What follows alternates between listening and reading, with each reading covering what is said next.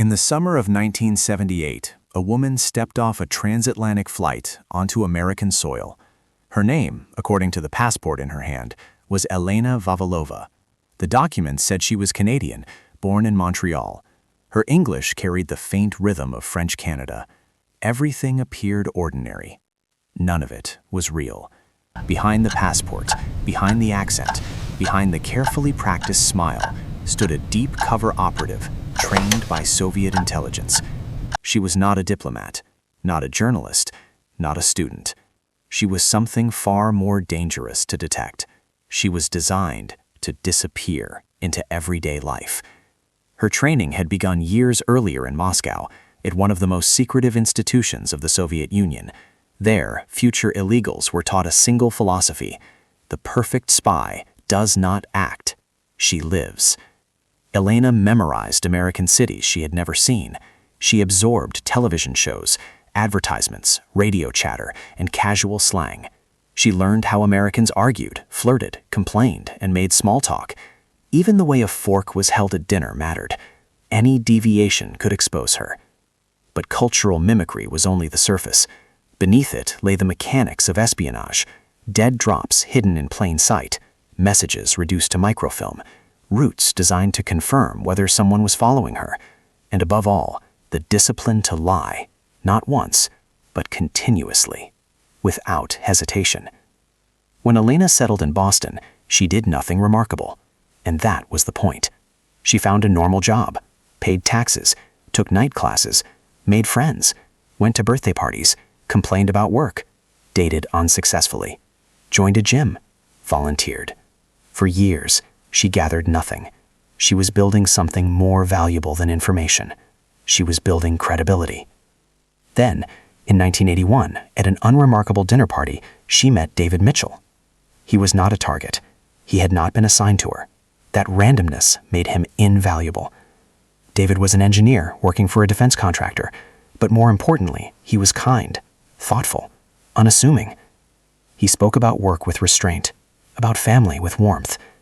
Elena, trained to view Americans as ideological adversaries, encountered something she had not prepared for: a real human being.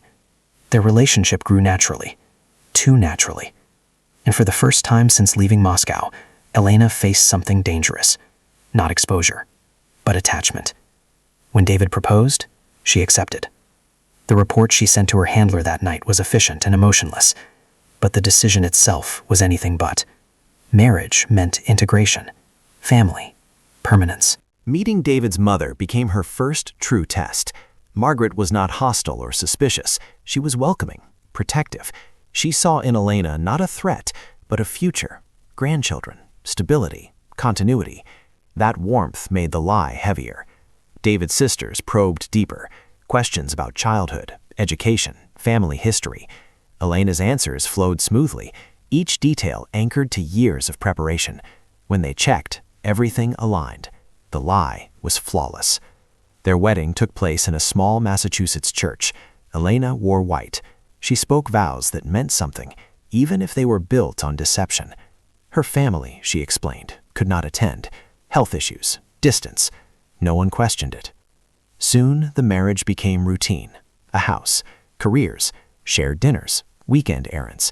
David's work advanced.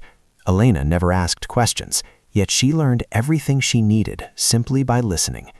Casual complaints, technical frustrations, industry gossip. Once a month, she drove unfamiliar routes, left packages in hollowed stones or loose bricks, never met her handler, never broke pattern. The intelligence she passed was subtle, not secrets, context, trends, networks, insights into how American defense industries actually functioned. Then came pregnancy. To Moscow, it was an acceptable complication. To Elena, it was a reckoning. Their daughter was born in 1986, surrounded by family, loved immediately. In that hospital room, Elena felt something fracture permanently. The child in her arms was innocent, yet born into a lie.